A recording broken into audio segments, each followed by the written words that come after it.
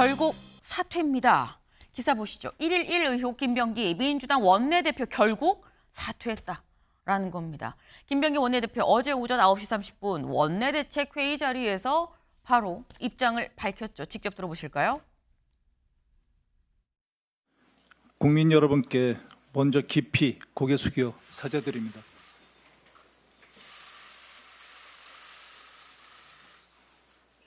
국민의 상식과 눈높이에 한참 미치지 못한 처신이 있었고 그 책임은 전적으로 제 부족함에 있습니다.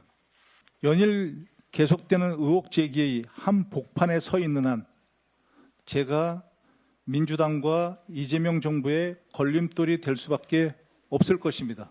하여 저는 오늘 민주당 원내대표직에서 물러납니다. 이 결정은 제 책임을 회피하고 덜어내는 것이 아니라 시시비비를 가린 후 더 큰 책임을 감당하겠다는 저의 의지입니다. 윤경호 의원님. 사실 김병기 원내대표에 대한 의혹이 한두 가지가 아니었습니다. 그런데 분명히 전날 오전까지만 해도 사퇴는 없다라는 기류였었는데 왜 하루 만에 갑자기 바뀌었냐라는 거죠. 그동안에 나온 거는 법적인 책임? 뭐 이런 거에 대한 형사처벌 해당 사항이 없을 수도 있는 거였지만 바로 전날 나왔다는 강선우 의원이 연루된 1억 원 공천 헌금 이거는 김병기 원내대표도 당시에 공관이 간사로서 법적인 책임까지 질 수도 있다는. 그러니까 그동안에는 어떻게 보면 도덕적인 처신의 문제, 갑질 뭐 이런 정도의 의혹 제기였다면 이건 차원이 달라지는. 근데 저는요 본인이 얘기했지만 국민의 눈높이와 상식 거기에 모든 게 다 들어 있었다. 김병기라는 정치인은 상당히 과거 시대에 익숙해져 있던 처신과 행태를 너무 많이 보인 사람이었던 것 같아요. 네. 그러니까 쉽게 말하면 지금은 투명성이라는 게 어떤 점에서도 벗어나기 어려운 잣대잖아요. 그런데 카메라가 비춰지지 않은 곳, 자기들끼리만 있는 곳에서는 온갖 협잡과 온갖 아까 제가 표현한 갑질 이런 거에 굉장히 익숙한 정치인이 아니었나 이런 생각이 들어서 왜 진작에 물러나야 된다는 생각을 안 했을까. 네. 거듭 본인도 표현했습니다만 이 김병기 원내대표가 그동안 맞은 매는 고스란히 아마 이재명 정부 그다음에 지금의 민주당의 지도부에게 고스란히 가 있을 겁니다. 본인이 슬쩍 원내대표직을 던지는 것 저것만으로는 끝나지 않을 사안이라는 생각도 들었습니다. 네. 사실 이게 그 전에 나왔던 의혹들은 도덕적이고 좀 피해가려면 피해갈 수도 있는 것이었지만 이번 건은 법적으로도 책임을 약간 질 수밖에 없다는 판단이 들어서 어쩔 수 없이 내려오게 된 거 아니겠느냐라는 건데 그래서 사실 나오는 얘기가 일각에서 강선우 의원과의 이런 어떤 공천 헌금 의혹 이거는 좀 커도 너무 컸다라는 얘기가 나오죠. 김 원내대표가 사의를 표하기 전날 저녁 보도로 나온 강선우 의원과의 이 대화 내용, 녹취를 좀 같이 좀 보겠습니다. 이런 얘기가 오갔었던 거죠. 1억 받은 걸 사무국장이 보관하고 있었다는 거 아니에요? 이거 일반인이 이해하기 쉽지 않아요. 돈 관련 얘기를 들은 이상 내가 도와드려도 안 되고 도와주면 일이 커집니다. 라고 얘기를 하니까 흐느끼듯이 얘기를 하죠. 제가 어떻게 하면 돼요? 저 좀 살려주세요. 라고 얘기를 합니다. 근데 그랬더니 그러면서 딱 결과가 나자마자 실시간으로 다 전달이 되고 그래서 김경 당시 신청자 현재 시의원이죠. 보면 전화가 와서 그렇게 한 거예요. 안 들은 걸로 하겠습니다. 라고 얘기를 합니다. 합당한 이유가 없으면 통과 안 돼요. 선을 확실하게 긋죠. 내가 어떤 행동을 취해도 묵인하게 되는 거 아니겠습니까? 라고 선을 명확히 그었는데 근데 다음 날 김경 신청자가 단수공천을 받고 당선이 됐죠. 네. 그래서 나온 얘기가 이거는 묵인 아니야 라는 얘기가 그래서 나왔었습니다. 근데 조현상 변호사님 이 보도가 나오고 난 다음에 그렇게 원내대표직에서 내려온다는 얘기는 이게 1억 공천 헌금 묵인한 거 인정한 거야? 라고 얘기가 또 나올 수도 있어요. 저는 뭐 그렇게까지 해석할 필요는 없을 것 같고요. 김병기 의원의 경우에는 이미 30일 날 입장 발표가 예정되어 있기도 했었죠. 보도가 그 전에 나오긴 했지만 네. 입장 발표를 아마 사퇴로 아마 정리를 사전에 한 게 아닌가라는 생각이 들고요. 김병기 당시 원내대표 입장에서는 원내대표라는 이 자리가 가지고 있는 그런 무게감이 있지 않겠습니까? 지금 당장 본인이 사퇴를 할 경우에 이를 대체할 그런 어떻게 보면 후임을 어떻게 보면 선출하기도 용이하지 않을 수가 있습니다. 집권 여당 원내대표로서 지금 산적해 있는 여러 가지 현안들을 해결해야 될 문제도 있는 것이고요. 그렇기 때문에 본인과 관련된 각종 의혹에 대해서 좀 결정하는 시기가 좀 늦어진 게 아닌가 하는 생각이 드는 것이고요. 그리고 말씀하신 강선우 의원과 관련된 공천 흥금 의혹도 지금 대화 내용만 봤을 때는 지금 김병기 의원의 경우에는 모든 것에 대해서 본인과의 본인의 그런 관련성이 있지 않다는 부분을 오히려 강조하는 그런 대화가 오가지 않겠습니까? 네. 강선우 의원이 만약에 공천을 받았다고 한다면 강선우 의원이 그 관련된 형사적인 책임을 져야 되겠죠. 그렇지만 그 대화 내용만 봤을 때는 강선우 의원이 실제로 1억 원을 수수한 것이 공천을 대가로 받았는 것인지는 명확하지 않을 수가 있습니다. 지역에 있는 사무국장이 돈을 받았다는 것이고요. 그것을 뒤늦게 알았다는 것일 수도 있지 않겠습니까? 이런 모든 사실관계는 현재로서는 불분명한 부분이 많기 때문에 이것을 가지고 사퇴를 했으니 모든 사실관계를 인정한 것이 아니냐라는 것은 좀 지나친 해석이 아닌가 싶고요. 그 부분에 대해서는 추후에 있을 수사를 통해서 밝혀지고 난 다음에 따져도 되지 않을까 싶습니다. 원래 입장 표명하는 날짜 자체가 정해져 있었기 때문에 이것 때문에 또 그만뒀다라고 보기엔 좀 너무 나간 거 아니겠느냐. 수사 결과 보자라는 말씀이에요. 네. 근데 사실 아까 살짝 그런 그런 말씀을 좀 주셨죠. 지금 김병기 원내대표가 일단 원내대표는 그만두고 내려오긴 했는데 이게 끝이 아닐 수 있다라는 말씀을 하셨어요. 다음 기사 볼까요? 횡령의 청탁금지, 통신비밀보호법 위반까지 온 가족이 경찰 수사를 받게 되는 상황에 왔다라는 거죠. 지금 김병기 원내대표 111 의혹이라고 말씀을 드렸습니다.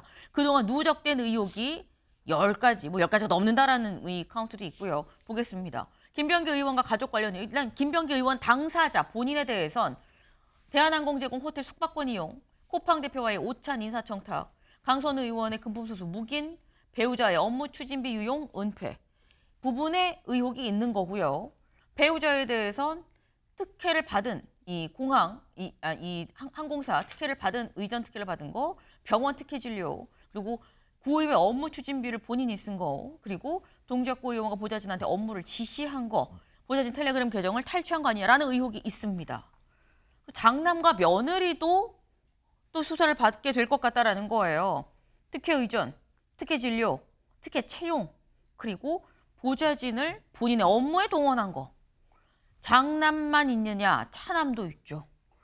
대학 특혜 편입, 비썸 특혜 채용, 중소기업 부실 근무. 이런 부분들. 그러니까 온 가족이 그야말로 다 지금 경찰 조사를 받게 되는 상황 아니겠느냐라는 건데 근데 이게 보면 한두 건이 아닙니다. 김철현 위원님. 근데 사실 이 보도가 쭉 이어져 왔었던 게 전직 보좌진들이 언론에 제보를 해서 나왔다라는 게 또 이 김병기 원내대표의 얘기인 거거든요. 근데 이 전직 보좌진들이 그럼 원내대표 내려왔으니까 제보를 멈출 거냐. 이들이 생각하는 건 원내대표 내려오는 게 아니라 의원직 내려오는 거라고 하면 계속되는 거 아니야? 라는 생각도 들어요. 그래서 저는 보니까 지금 김병기 전 원내대표 같은 경우에는 CCBB를 가리겠다고 하지만 보좌진들이 가지고 있는 어떤 녹취록, 네. 물적 증거들이 굉장히 풍부하거든요. 그렇기 때문에 저는 아마 김병기 원내대표 입장에서 볼 때는 본인은 아마 검찰에 나서 이제 수사를 받아야 되는 상황이긴 하지만 쉽지는 않을 것이다. 왜냐하면 보니까 그 보좌진들이 어쨌든 이 김병기 원내대표의 어떤 국회의원으로서의 국정 업무를 보좌한 것뿐만 아니라 네. 김병기 원내대표의 가족들의 거의 집사처럼 부려먹은 거거든요. 그렇기 때문에 아마 보좌관들 입장에서 볼 때는 거의 본인들이 아마 목구멍이 포도청이기 때문에 그런 여러 가지 것들을 김병기 원내대표 지시에 따라 하긴 했지만 그 과정에서 결국은 본인들이 여러 가지 그런 좀 이 어려움들이 있었을 거고 아마 그런 과정에서 보면 김병기 의원이 다 일괄도 해고를 해버렸거든요. 그렇기 때문에 그 전에 보면 보좌관들이 나름대로 김병기 원내대표 그런 어떤 여러 가지 일탈에 대해서 가족들의 도를 넘는 그런 보좌진들을 활용하는 부분에 있어서 굉장히 불만을 가져왔고 그런 것들이 녹취록이라든가 여러 가지 물적 증거가 있기 때문에 네. 저는 아마 김병기 의원의 CCBB를 가린다고 하지만 그 과정에서 굉장히 아마 정치적으로 굉장히 큰 타격감을 입을 가능성이 크다 이런 생각이 들고요. 아마 저는 그 보좌관들이 지금 보면 김병기 원내대표에 대한 어떤 앙심을 품고 이렇게 하는 것은 아니라고 보이거든요. 본인들이 어쨌든 김병기 원내대표를 대해서 이해를 했는데 네. 결국 본인들이 보좌관으로서의 어떤 정상적인 대우를 받지 못하고 가족들의 어떤 집사로 활동한 부분들이 있었기 때문에 그런 부분에 있어서는 저는 보좌관들에게서 훨씬 더 많은 그런 조금 이 비중을 두는 게 맞지 않나, 그런 신뢰를 두는 게 맞지 않나, 뭐 그런 생각이 듭니다.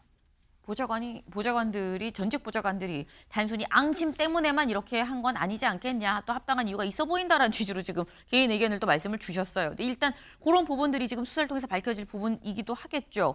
관건은 그럼 원내대표에서 내려오고 난 다음엔 의혹이 더 나올 것이냐 안 나올 것이냐 여부까지도 사실 지켜볼 대목이다라는 겁니다. 일단 김병기 전 원내대표는 경찰 수사를 받고요. 아까 대화에 나왔던 1억 공천 헌금 의혹 관련한 강선우 의원은 윤리감찰을 받게 됐습니다. 박수현 대변인 얘기 잠깐 들어보고 오시죠. 강선우 국회의원에 대해서는 정청래 당대표는 오늘 오전에 윤리감찰단에 진상조사를 할 것을 지시하였습니다. 강선우 의원 의혹 관련해서 당 지도부 안에서는 좀 어떤 얘기들이 오가기 때문에 윤리감찰을 지시하겠습니다. 아닙니다. 그것은 당대표가 오늘 오전에 이미 지시를 했고 최고위원들에게 그 사실을 공유한 것입니다. 네, 윤리감찰을 지시했다라고 얘기를 하죠.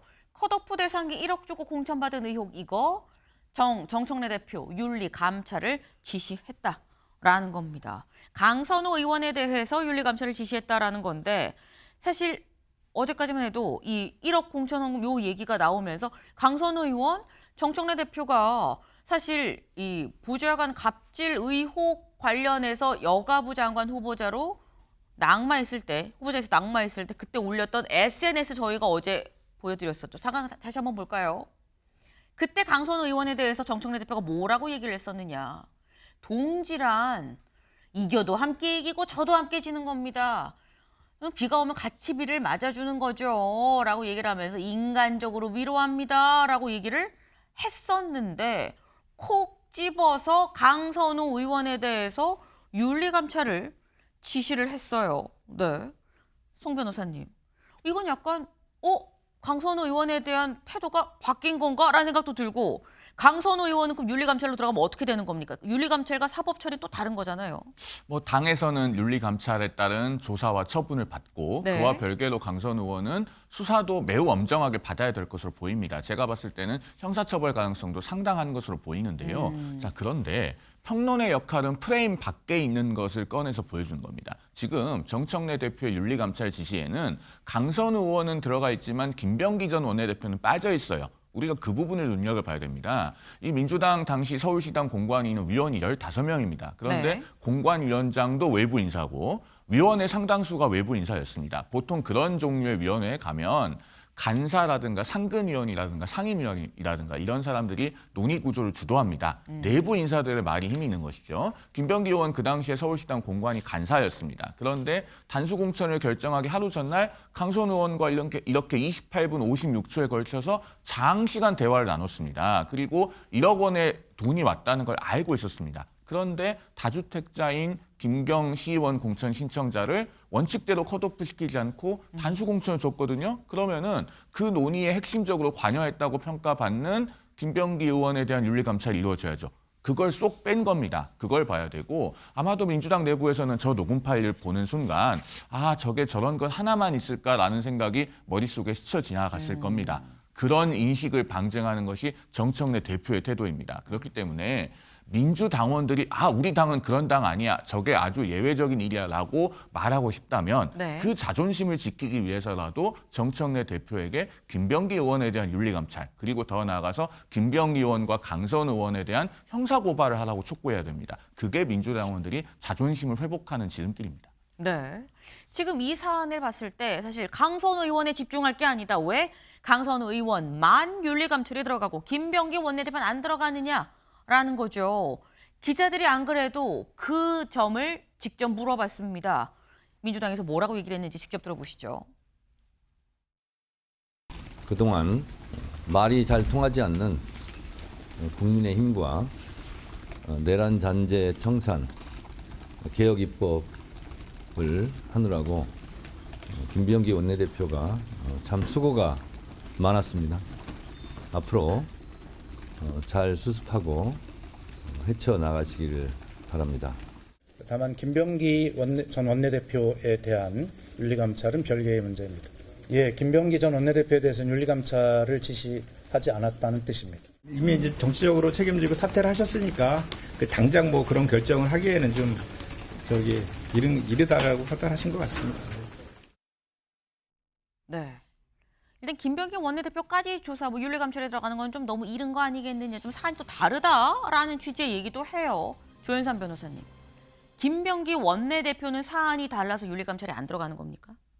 일단 지금 대화 녹취록을 살펴본다고 하더라도 네. 공천 헌금이라고 주장이 되는 그 1억 원을 돈을 받은 주체는 어떻게 보면 강선우 의원실 아니겠습니까? 거기에 대해서 그런 여러 가지 사정을 김병기 당시 공관위 관사와 논의를 하는 그런 과정이었죠. 그렇다고 한다면 직접적인 윤리 감찰의 대상이 될 수가 있는 것은 강선우 의원이라고 할 수가 있겠습니다. 물론 김병기 의원의 경우에도 이와 관련해서 공천 과정에 개입을 한 정황이 있다고 한다면 함께 추후에라도 윤리 감찰을 진행을 할 수가 있겠죠. 지금 단계에서는 이미 김병기 의원의 경우에는 원내대표직을 사임을 하면서 정치적인 책임을 일부 부담을 하지 않았겠습니까? 그렇다고 한다면 우선적으로 강선우 의원에 대한 윤리 감찰을 진행을 하고 추가적으로 김병기 의원에 대한 혐의가 확인된다고 한다면 그때 함께 진행을 해도 저는 늦지 않지 않나 생각이 드는 것이고요.